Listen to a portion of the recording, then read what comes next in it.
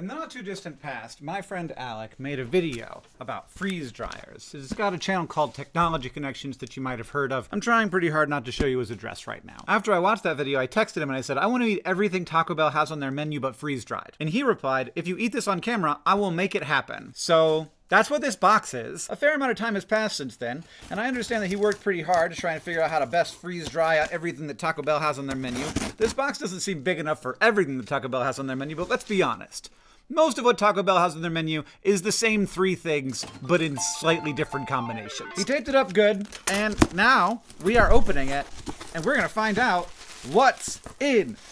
Oh boy, it's all cut up in little pieces. Why is this one cut up in little pieces? Oh gosh. Well, I'm not gonna pick that up because it is crumbly AF. I don't really know what's going on there. So there's a Ziploc bag on the top that got a bunch of burrito pieces in it, and then underneath it, oh wow, there's a lot of stuff in here actually. Maybe Taco Bell items are not as big as I imagine them in terms of volume. But we're gonna start with whatever's in here.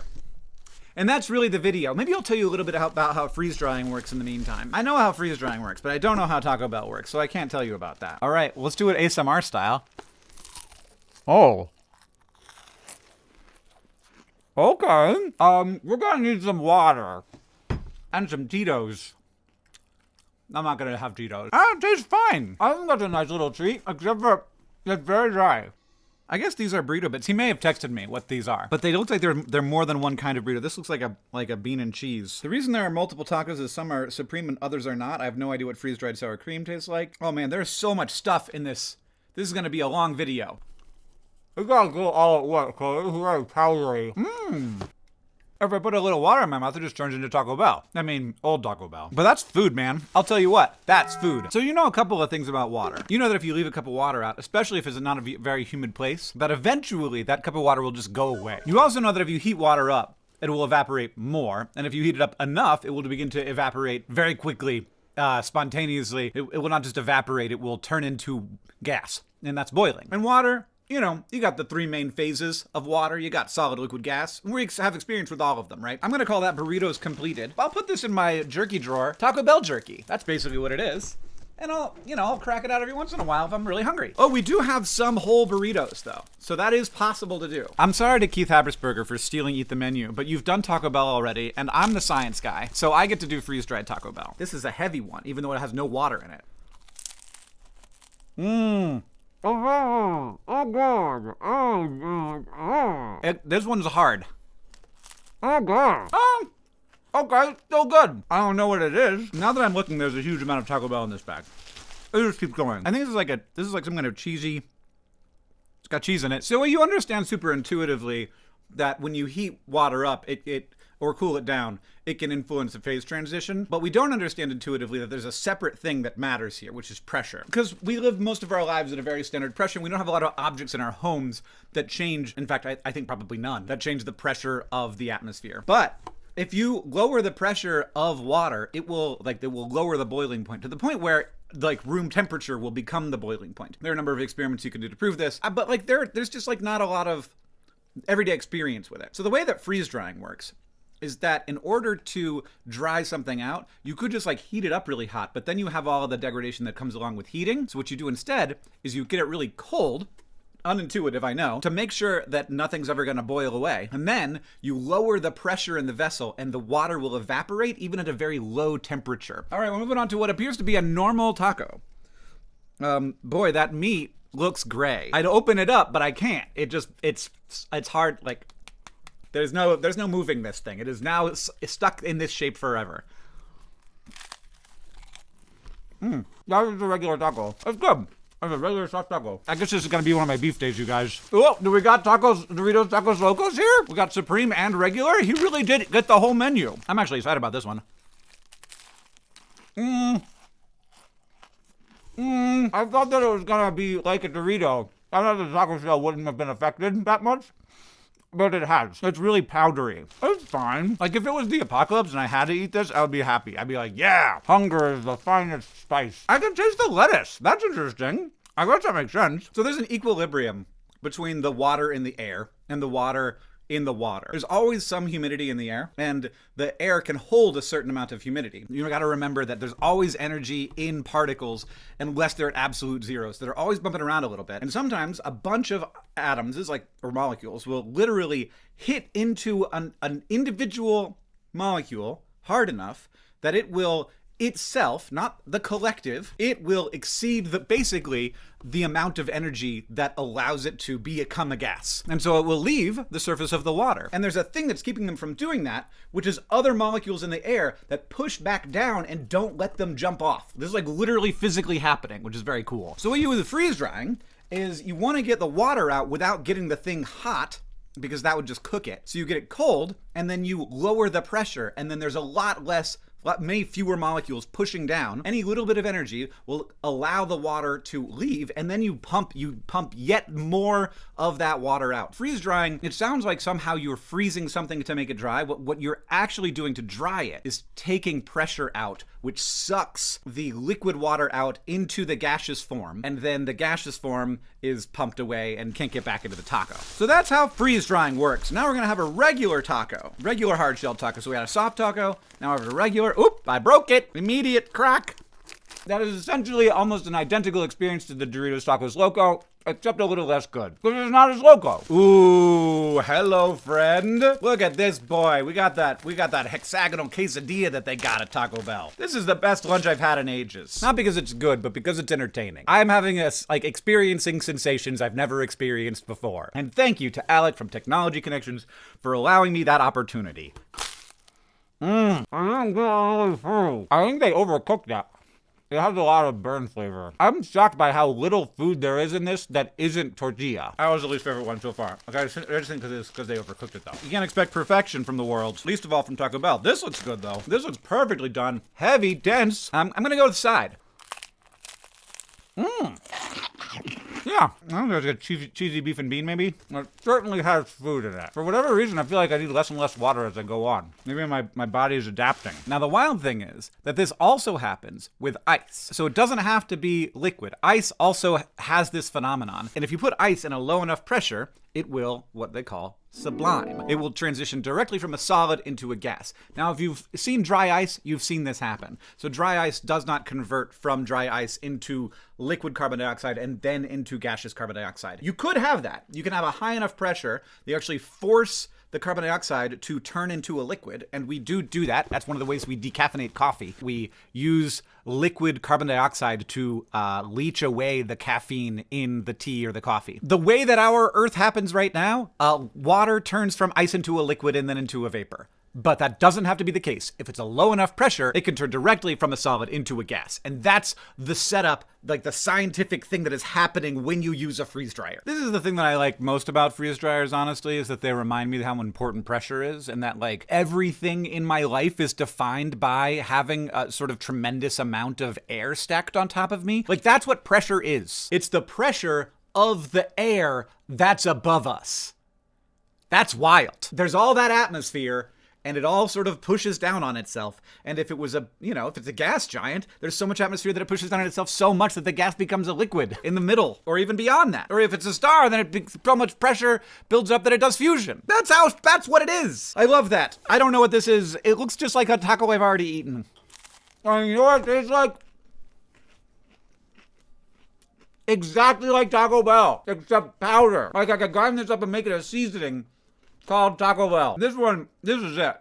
So some of these need more water than others. Interestingly, when water molecules sublime, they actually absorb a huge amount of energy. So the first step in freeze drying is freezing it, and it's freezing it way colder than a normal freezer will go. But there is a part of the freeze drying cycle where you start to increase the temperature, which allows more of the frozen water to sublime away. But even as that happens, the taco will stay cold because the water, as it sublimes, sucks a huge amount of energy from the container, and that keeps the taco cold, even as the temperature in the chamber starts to increase. I'm getting tired of this. Now I am at the point where I do not want to take this bite. How do I get part of this that's better? Here. Ugh. Okay, I hate this now. This is not the way tacos should be consumed. All right, let's go for that quesadilla. Mix it up a little bit. See what just pure cheese is like.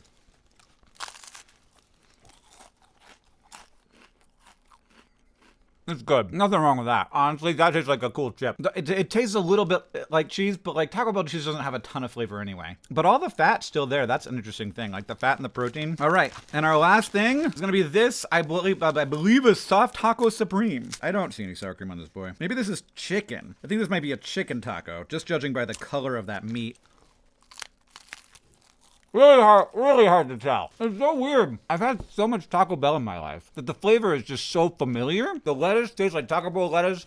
The meat tastes like Taco Bell meat. The cheese tastes like Taco Bell cheese. It's just like a complete. It's the exact same flavor. It was just an entirely different texture. And I should say, though you've heard me say it, a much worse one. And then the thing is, it keeps coming back because the first bite is terrible, but then as your saliva actually turns it into food, rehydrates it a little bit, it just tastes like the same bolus that you'd have in your mouth after biting a piece of Taco Bell. And yeah, I did just use the word bolus, which you're not gonna love, probably. That is a technical term. It's the ball-like mixture of food and saliva that forms in the mouth during the process of chewing, which is largely an adaptation for plant-eating mammals. Has the same color as the food being eaten. Yeah, I would have guessed. What was my favorite thing? It was the burritos. It was the ones that had like a higher density, less tortilla. The tortilla, like this is what kind of what Taco Bell gets away with, is just like selling you a tremendous amount of tortilla and not that much inside of it. The Doritos Tacos Loco, as far as tacos go, the Doritos Tacos Loco, best taco. And then as far as like the best overall experience, it was actually these chopped up burritos that were just like much easier to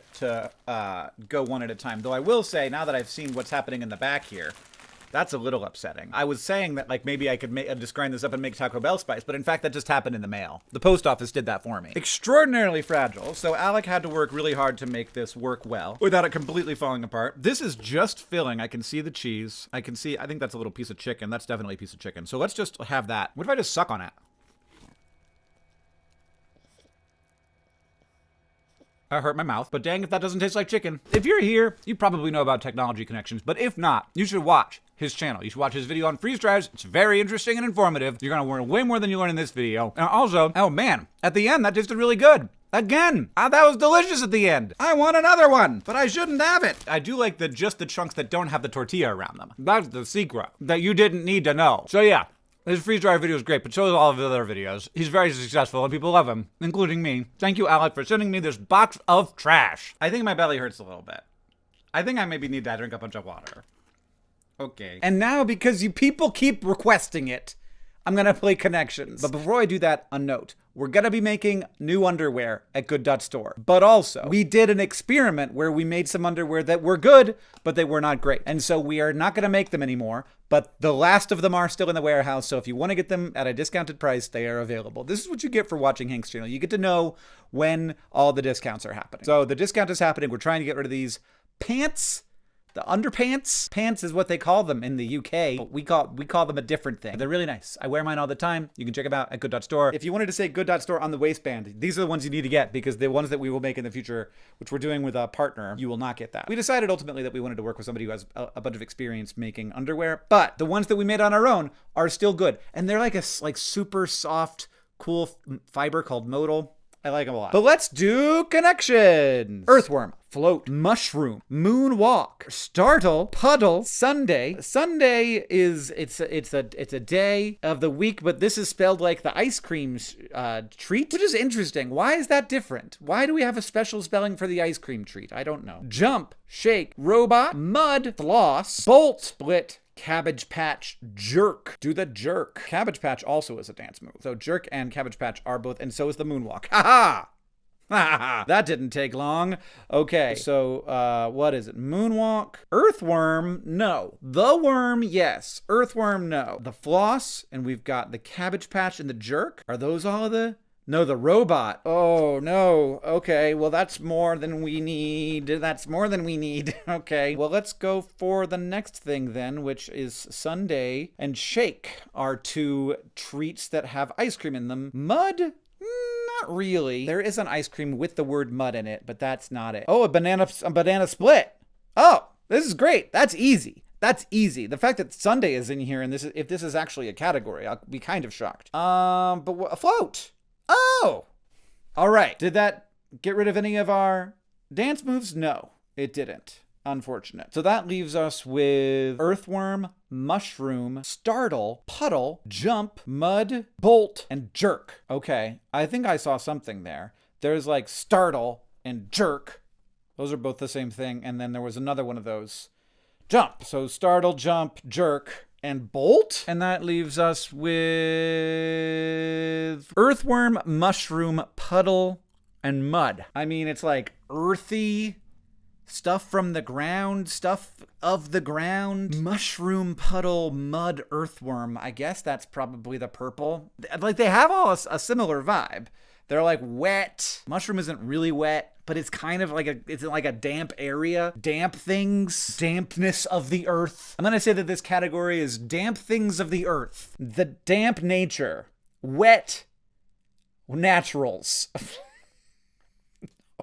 Oh, yes. I was right. What is it? It's seen in the aftermath of a rainstorm. Mushrooms aren't seen. Are mushrooms seen in the aftermath of a rainstorm? The rest of these, for sure. But mushrooms don't. Do mushrooms just pop up after rainstorms? Have I been living in an arid environment for so long, I forgot that mushrooms are correlated with rainstorms? I mean, in Florida, I don't feel like that was the same thing either. Now I have to look it up. Mushrooms often appear after rain because moisture triggers their growth.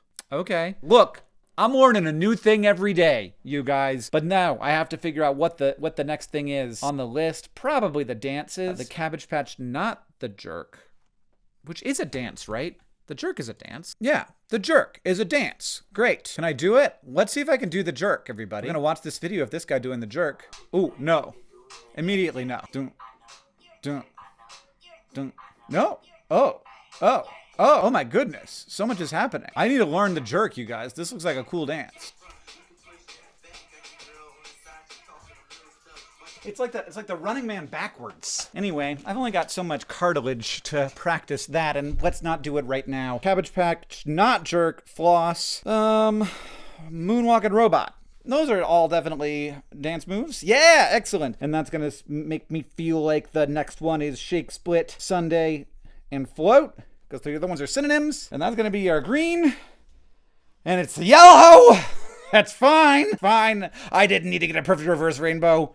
It's fine. All right, everybody, there is a further discount if you click on the link in the description to get those underwear. And while you're there, check out all the other stuff at good.store where there's many products that are very high quality and that I love to use in my everyday life. And also all the profit gets donated to charity. And no, I don't get paid to do this. It's an idea I had. I was like, I'm going to start a store. All the money gets donated to charity.